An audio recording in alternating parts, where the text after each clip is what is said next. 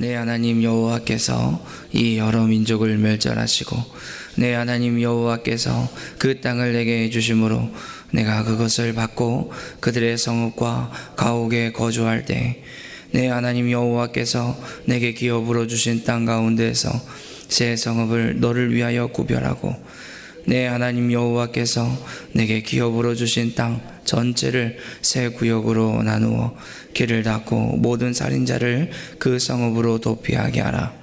살인자가 그리로 도피하여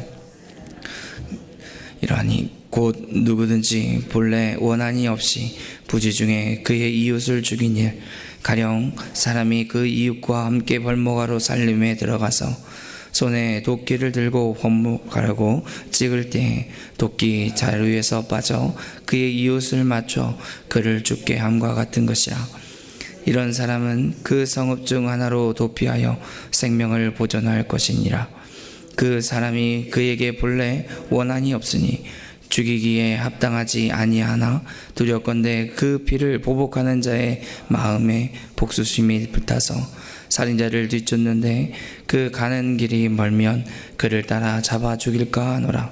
그러므로 내가 내게 명령하기를 새 성읍을 너를 위하여 구별하라 하노라. 내 하나님 여호와께서 내 조상들에게 맹세하신 대로 내 지경을 넓혀 내 조상들에게 주리라고 말씀하신 땅을 다 내게 주실 때 또 너희가 오늘 내가 너희에게 명령한 이 모든 명령을 지켜 행하여 내 하나님 여호와를 사랑하고 항상 그의 길로 행할 때에는 이 셋 외에 새 성읍을 더하여 내 하나님 여호와께서 내게 기업으로 주시는 땅에서 무죄한 피를 흘리지 말라. 이같이 하면 그의 피가 내게로 돌아가지 아니하리라. 그러나 만일 어떤 사람이 그 이웃을 미워하여 엎드려 그를 기다렸다가 일어나 상처를 입혀 죽게 하고 이 한 성읍으로 도피하면 그 본 성읍 장로들이 사람을 보내어 그를 거기서 잡아다가 보복자의 손에 넘겨 죽이게 할 것이라. 내 눈이 그를 긍휼히 여기지 말고 무죄한 피를 흘린 죄를 이스라엘에서 제하라. 그리하면 내가 복이 있으리라. 내 하나님 여호와께서 내게 주어 자제하신 땅 곧 내 소유가 된 기업의 땅에서 조상이 정한 내 이웃의 경계표를 옮기지 말지니라. 사람이 모든 악에 관하여 또한 모든 죄에 관하여는 한 증인으로만 정할 것이 아니요 두 증인의 입으로나 또는 세 증인의 입으로 그 사건을 확정할 것이며 만일 위증한 자가 있어 어떤 사람이 악을 행하였다고 말하면 논쟁하는 쌍방이 같이 하나님 앞에 나아가 그 당시의 제사장과 재판장 앞에 설 것이요 재판장은 자세히 조사하여 그 증인이 거짓 증언하여 그 형제의 거짓으로 모함한 것이 판명되면 그가 그의 형제에게 행하려고 꾀한 그대로 그에게 행하여 너희 중에서 악을 제하라. 그리하면 그 남은 자에게 듣고 두려워하여 다시는 그런 악을 너희 중에서 행하지 아니하리라. 내 눈이 긍휼을 여기지 말라. 생명에는 생명으로, 눈에는 눈으로, 이에는 이로, 손에는 손으로, 발에는 발로니라. 아멘. 아멘. 오늘 이 자리에 나오신 여러분을 주님의 이름으로 축복합니다.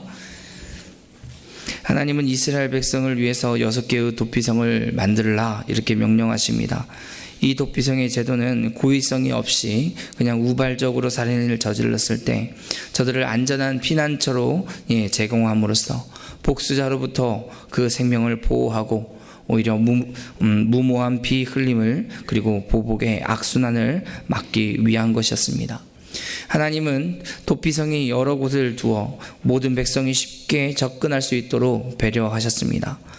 본질상 진노의 자녀였던 우리는 도피성 되시는 예수님께 피함으로 새 생명 얻은 줄 믿으시기 바랍니다. 우리가 흔히 기도할 때 실수하는 부분이 잠깐 있는데 기도할 때 흔히 우리는 허물과 죄로 죽을 수밖에 없었던 우리를 구원하신 하나님 감사합니다 이렇게 기도할 때가 있습니다. 허물과 죄로 죽을 수밖에 없었다라고 얘기하면 반대로 안 죽었다라는 뜻을 내포하고 있는데 에베소서 2장 1절 말씀을 보면 분명하게 선포합니다. 허물과 죄로 죽었던 너희를 살리셨도다. 우리는 이미 허물과 죄로 죽었던 자입니다. 본질상 진노의 자녀일 뿐 아니라 우리의 성정으로는 하나님 앞에 서서 살아갈 수 없는 자, 이미 죽은 자라고 얘기할 수밖에 없는 거죠. 이스라엘 백성에게 도피성을 만들어서 권면이 아니라 이제 하나님은 그들에게 도피성을 만들라 하는 명령을 하셨듯이 우리가 잘못한 사람들에게 우리가 진심으로 용서하며 사랑하는 것이 하나님의 자녀로서 마땅한 그런 모습이다라는 것을 우리가 기억해야지 됩니다. 하나님이 우리를 사랑하셔서 자기 아들을 대속제물로 주셨던 것처럼 우리도 사랑하여서 이웃의 그 잘못과 그 허물을 용서하며 또 품어주기로 결단하여야지 되는 거죠. 오늘 이와 같은 하루가 되기를 주님의 이름으로 축원합니다. 도피성과 이 경계표에 대한 규례는 가나안의 평안을 보존하기 위한 것이었습니다. 내 삶이 보호받아야지 되는 것처럼 다른 사람의 삶도 보호받아야지 되는 거죠. 하나님은 우리가 서로 돌아보아서 하나님의 기쁨에 충만한 그런 백성이 되기를 원하십니다. 구약시대에는 뜻하지 않은 그런 죄 지은 사람들이 도피성으로 피하여 보호받을 수 있도록 했습니다. 오늘날 우리에게도 마찬가지입니다. 사단의 지배 아래에 있고 그 허물과 죄로 죽었던 우리는 예수 그리스도에게 피함으로 인하여 십자가 그늘 아래서 우리가 보호를 받는 것이죠. 이 엄청난 은혜를 우리가 누리고 있음은 오늘 또 그 누리고 살아가고 있습니다. 그러나 이것을 우리만 누려서는 안 되는 거죠. 나만 누리고 나는 이미 피했으니까 괜찮다. 내가 아는 다른 사람들은 뭐 피하든지 말든지 상관없다, 이렇게 생각해서는 안 되는 거죠. 우리는 아직 복음을 듣지 못한 사람들에게 하나님의 사랑을 전해야지 되는 사명이 우리에게 있음을 기억하시기 바랍니다. 아직도 복음을 듣지 못한 사람들에게, 혹은 복음을 들었지만 저들에게 복음을 전했지만 그들이 아직도 돌이키지 않는 사람이 있다면, 아직도 회개하고 하나님 앞에 나오지 못한 사람이 있다면 그들이 듣고 회개하고 돌이켜 주 앞에 나올 때까지 우리는 복음을 계속해서 전해야지 됩니다. 가나안의 평안을 보존하기를 원하시는 하나님이 증인의 규례와 도도 오늘 또 말씀하고 있습니다. 어떤 사람이 잘못하여 범죄하면 반드시 2-3명의 증인을 두고 그 증인을 가리라, 이렇게 명령하고 있는 거죠. 이것은 남을 모함하는 그런 거짓 때문에 억울하게 피해를 입은 사람이 생기지 않도록 하기 위한 것이었습니다. 거짓 증인은 무고한 사람을 죽게 할 수도 있습니다. 하나님은 거짓 증인이 이스라엘 백성의 행복한 그 웃음을 한순간에 비통한 눈물로 바꿔버릴 수 있음을 알고 계셨던 거죠. 그래서 거짓 증인에 대해서는 철저하게 응징하라 라고 말씀하고 있는 겁니다. 진실을 은폐하고 위증하는 것은 남을 죽이고 자신이 살겠다고 얘기하는 파렴치한 죄입니다. 당신의 그 이익을 위해서, 자신의 그 이익을 위해서 거짓을 말하며 형제를 속이는 일은 그리스도인으로서 합당하지 않은 삶인 거죠.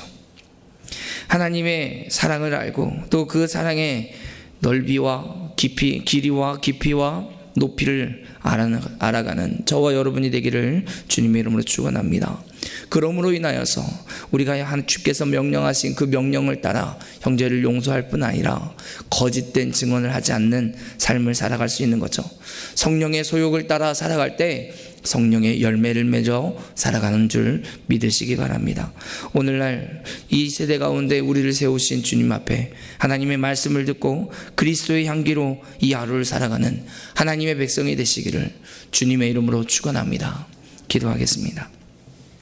하나님 감사합니다. 오늘 우리는 도피성에 대한 하나님께서 이스라엘 백성들에게 보여주신 하나님의 성품을 보게 하셨습니다.